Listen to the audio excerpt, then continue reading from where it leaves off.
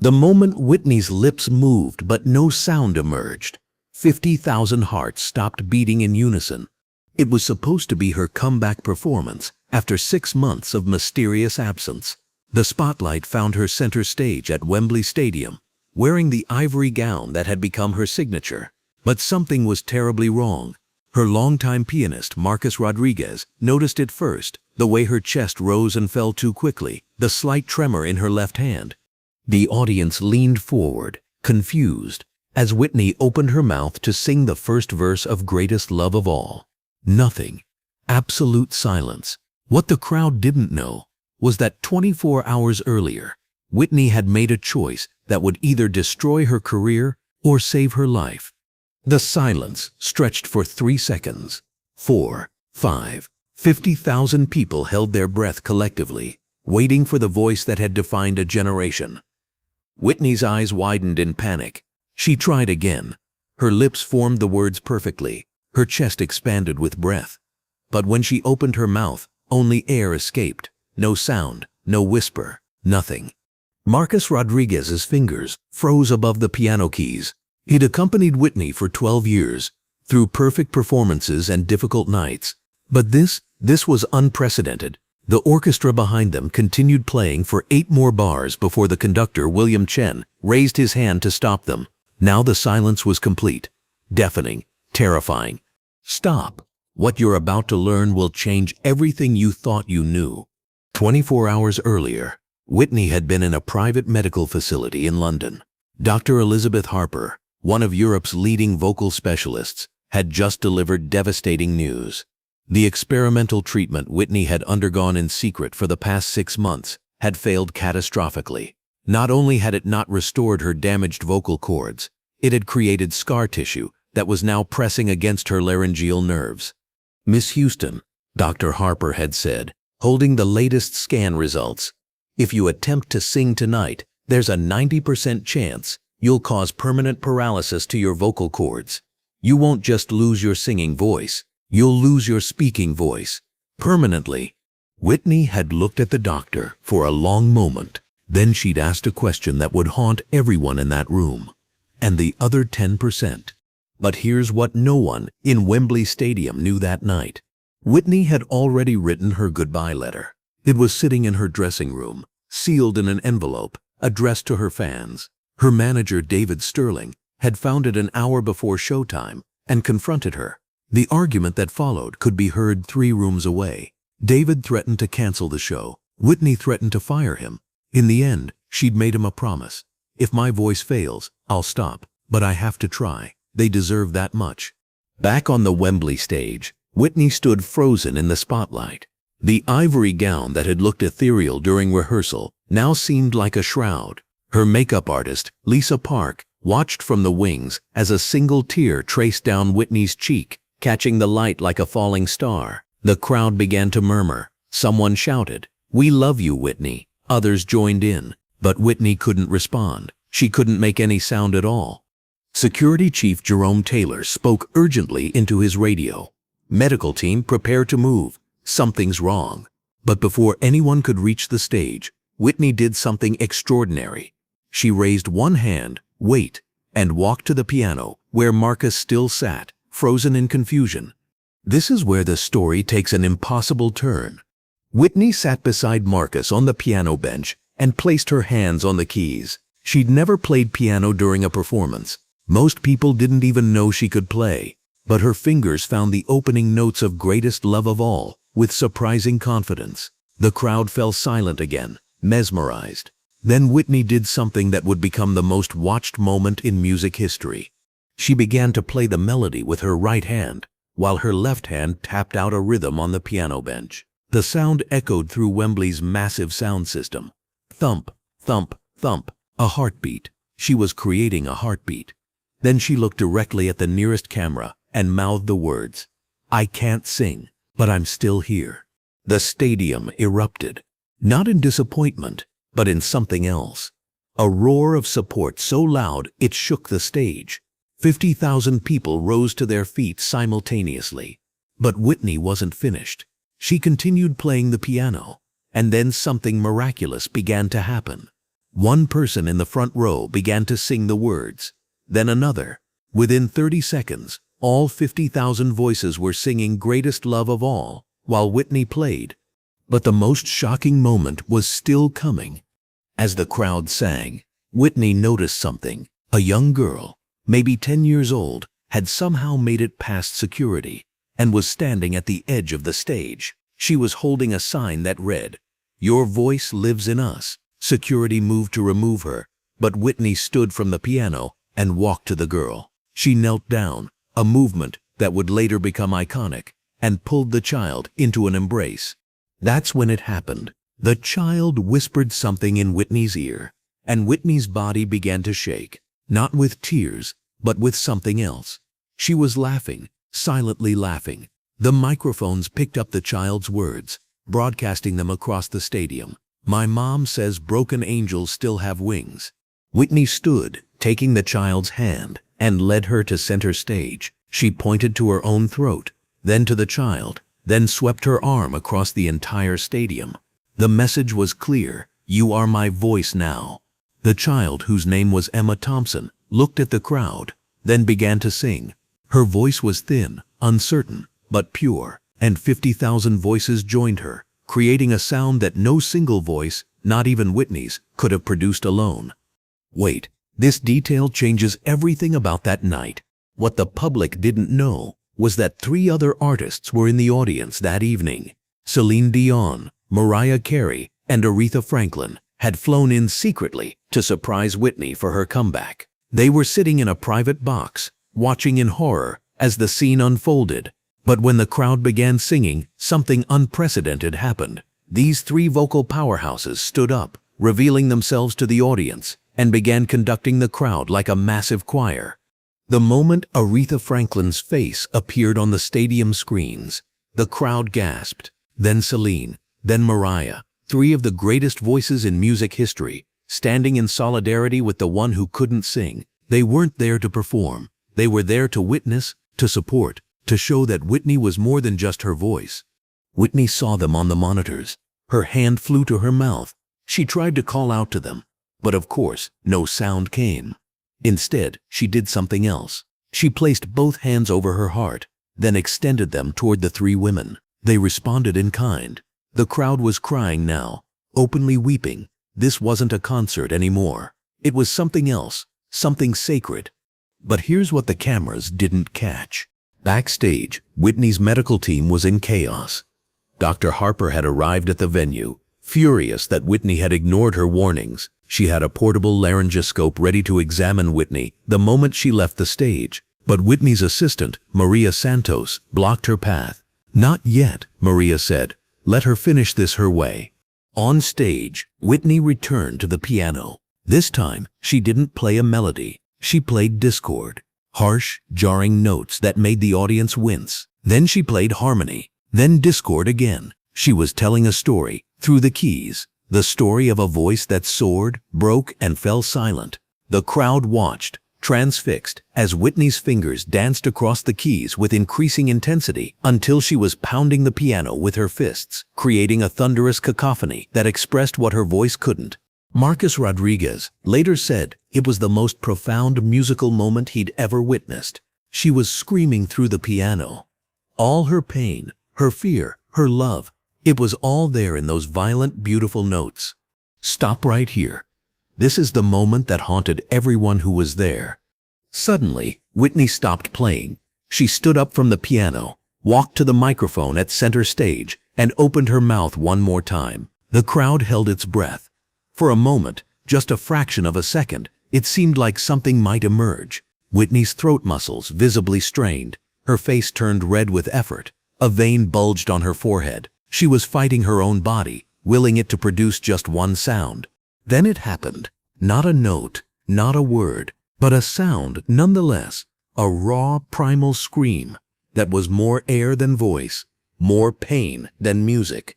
It lasted maybe 2 seconds, but it conveyed everything. Every frustration, every fear, every shattered dream. The microphone picked it up, amplified it across Wembley, and 50,000 people heard Whitney Houston's voice die in real time. The silence that followed was absolute. Whitney collapsed to her knees, the ivory gown pooling around her like spilled milk. Jerome Taylor and the medical team rushed onto the stage. The crowd remained frozen, unsure whether to applaud, cry, or pray. Then, from somewhere in the upper deck, a lone voice began to sing. Not Greatest Love of All, not any Whitney song. They sang Amazing Grace. The next 60 seconds would determine everything. One by one, voices joined in. The hymn spread across Wembley like wildfire. 50,000 people singing Amazing Grace while Whitney Houston knelt on stage, surrounded by medical personnel. But Whitney raised her hand, that same gesture that had become her signature throughout the night, and the medical team stepped back. She stood up slowly, unassisted. The spotlight found her again. She looked out at the sea of faces, all singing for her, with her, because of her. And then Whitney Houston did the most powerful thing she'd ever done in her career. She conducted them. With no voice, no sound, no words, she led 50,000 people in perfect harmony, using only her hands. She guided them through dynamics. Soft here, loud there. She cued entrances and exits. She shaped the sound with gestures, creating crescendos and diminuendos. For 4 minutes, Whitney Houston proved that she was more than a voice. She was music itself, and music couldn't be silenced. But what happened when the hymn ended is what really matters. As the last note of Amazing Grace faded, Whitney walked to the edge of the stage. She removed her earrings, the diamond drops she'd worn to every performance for 10 years, and set them on the stage. Then her necklace, then her bracelet. Each piece of jewelry made a small metallic sound as it hit the floor, the only sound she could make. She was leaving pieces of Whitney Houston, the superstar, behind.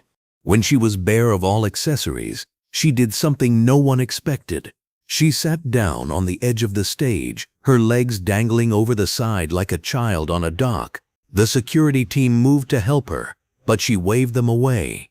She pulled the microphone close and did the only thing she could do. She breathed into it. In, out, in, out. The sound of Whitney Houston breathing filled Wembley Stadium. It should have been absurd. It should have been sad. Instead, it was hypnotic. 50,000 people found themselves breathing in rhythm with her. In, out, in, out. For 2 minutes, Wembley Stadium became a single organism, breathing as one. Medical professionals later called it one of the largest mass meditation events in history. This is where the real story begins. The part they tried to hide. David Sterling was on the phone with Whitney's insurance company. The policy was clear. If Whitney couldn't complete the performance, the tour was canceled and penalties would exceed $30 million. But there was a loophole. The contract defined performance as appearing on stage for 90 minutes. It said nothing about singing. Whitney had been on stage for 43 minutes. She needed 47 more. When David rushed on stage to tell Whitney, she looked at him with an expression he'd never seen before. Not defeat, not sadness, determination. She stood up, walked back to the piano, and began to play again. This time, she played every song from her set list. No vocals, just piano, and the crowd sang every word.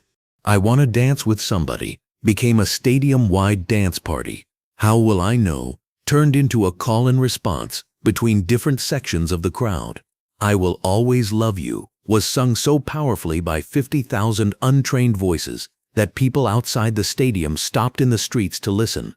Here's what nobody talks about when they remember that night. Midway through the instrumental performance, something extraordinary happened. Other musicians in the crowd began joining in. A man with a trumpet stood up in section G and played along. A woman with a violin emerged in the premium seats. A teenager with a guitar somehow made his way to the stage. Security didn't stop them.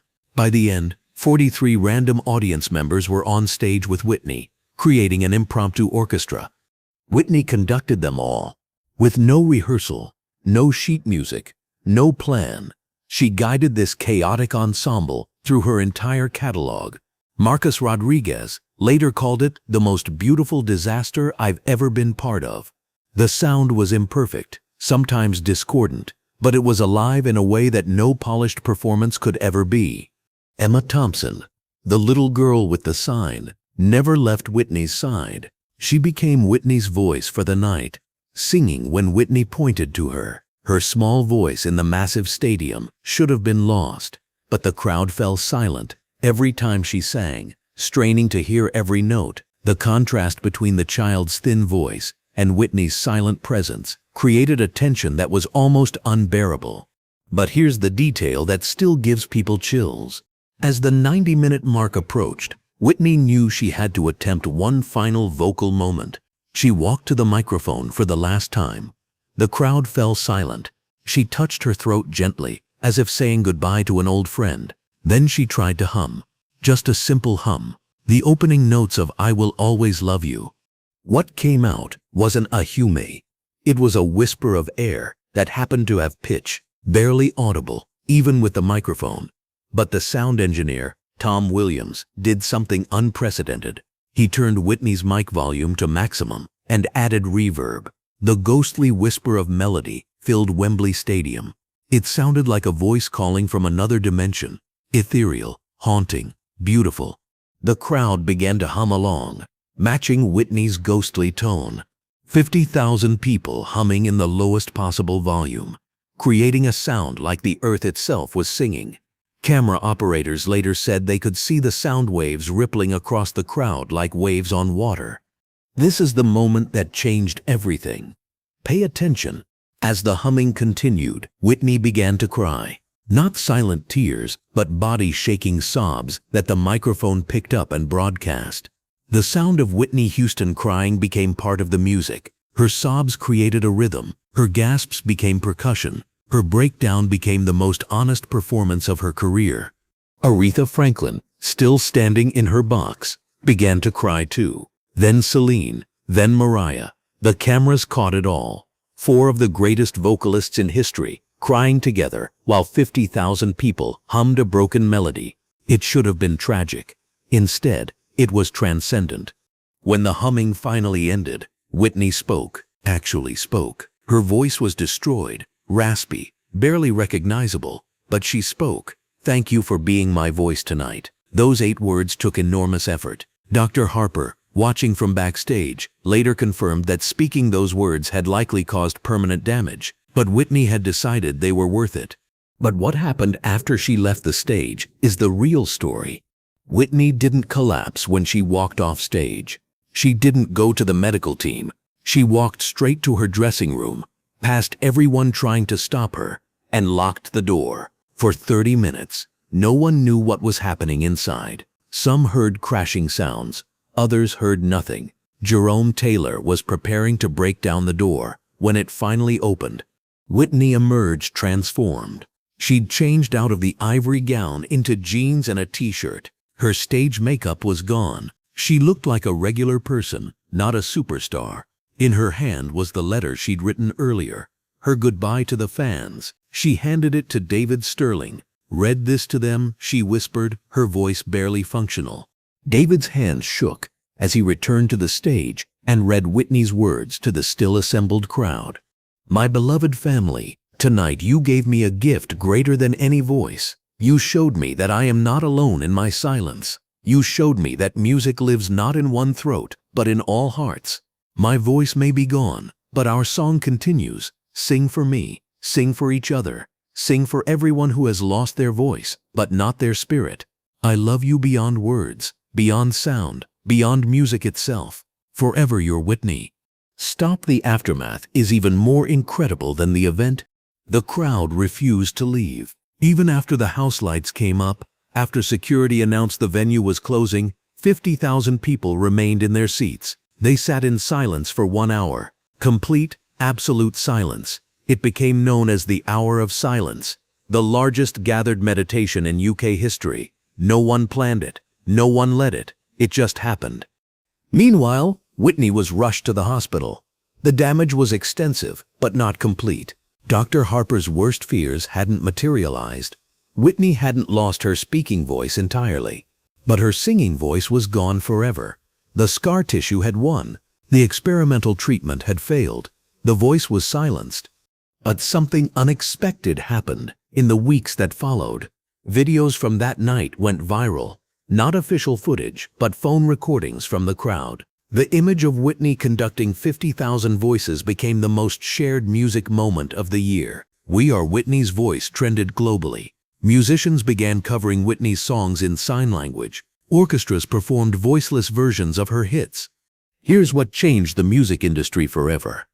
3 months after Wembley, Whitney appeared at a press conference. She couldn't speak above a whisper, so she used sign language with an interpreter. She announced the creation of the Silent Voice Foundation, an organization dedicated to helping performers who'd lost their ability to perform. But more importantly, she announced something else.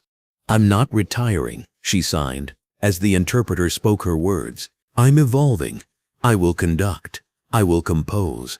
I will create visual performances. I will find new ways to make music that don't require a voice, because I've learned that silence can be its own kind of song." The first silent symphony premiered 6 months later at Carnegie Hall. Whitney conducted a full orchestra and choir through a performance where the musicians played and the choir moved their mouths, but no sound was produced. The audience was given special headphones that played the music, but at random intervals, the sound would cut out, leaving only silence and movement. The performance sold out in 3 minutes. Critics called it revolutionary. But there's one detail about that Wembley night that was never reported. Emma Thompson, the little girl with the sign, stayed in touch with Whitney. Every week, she would call and sing one Whitney song over the phone. Whitney couldn't respond vocally, but she would tap rhythms on the phone, conducting Emma from miles away. These sessions continued for 5 years until Emma, then 15, was accepted into Juilliard's vocal program. At her audition, Emma told the panel, "Whitney Houston taught me that a voice is not just sound. It's intention, it's love, it's connection. She taught me this without speaking a single word. She sang Greatest Love of All, not perfectly, but with such emotional honesty that the entire panel cried. She was accepted unanimously." Whitney attended Emma's first Juilliard performance. She sat in the front row. And when Emma began to sing, Whitney stood up and conducted her from the audience. The other attendees, recognizing Whitney, stood as well. The entire auditorium conducted along with Whitney, guiding Emma through the song with their hands. It was Wembley all over again, but intimate, profound, and proof that Whitney's influence transcended sound. This is where the story should end. But there's more. 5 years after Wembley, on the anniversary of that night, something remarkable happened. Without any organization or promotion, fans began gathering at stadiums around the world. At the exact time Whitney had lost her voice, 9:47 p.m. London time. They would sing Greatest Love of All together, conducted by an empty stage, honoring the moment when one voice ended and millions began. The tradition continues to this day. Every year, in hundreds of cities, people gather to sing for someone who can't. They call it Whitney's Hour, though it only lasts for the duration of one song. Whitney has never attended one of these gatherings, but witnesses report seeing a woman in jeans and a t-shirt, standing at the back, hands moving subtly as if conducting, tears streaming down her face. Marcus Rodriguez, her pianist from that night, still performs. But he's never played Greatest Love of All the same way since Wembley. He always leaves space for the vocal, a silence where Whitney's voice should be. "Some silences," he says, "are louder than any sound." The final truth about that night at Wembley: Whitney Houston's last vocal recording was discovered 2 years after she lost her voice. It was on her phone, recorded in her car the morning of the Wembley concert. She was singing Amazing Grace, the same hymn the crowd would spontaneously sing that night. Her voice on the recording was already damaged, cracking and breaking, but she sang all 5 verses, ending with a spoken message. "If you're hearing this, it means my voice is gone. But I want you to know, I'm not. I'm still here. In every song you sing, in every note you hear, in the silence between the sounds, that's where I'll be. That's where I'll always be. Listening, conducting, loving, forever." The recording has never been released publicly. Only 5 people have heard it. But those who have say it's the most beautiful thing Whitney ever recorded. Not because of how it sounds, but because of what it represents. A voice saying goodbye on its own terms, with grace, with love, and with the knowledge that some things are more powerful than sound. That night at Wembley, Whitney Houston didn't just lose her voice. She discovered that she was the music, not just the singer. And in losing everything, she found something greater, the knowledge that a true artist cannot be silenced, only transformed. The silent stadium that should have been her end became her greatest beginning,